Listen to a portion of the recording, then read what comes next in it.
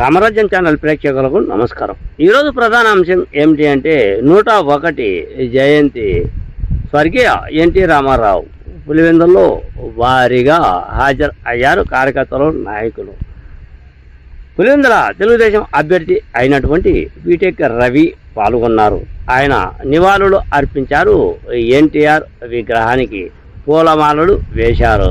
ఎన్టీఆర్ అమర్ రహే అంటూ ఆయన మాట్లాడారు. ఈ క్రింది వీడియోలో చూడండి.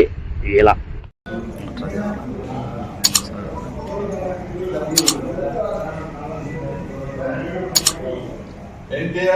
अमर रहे, अमर रहे, अमर रहे, अमर रहे, अमर रहे, अमर रहे.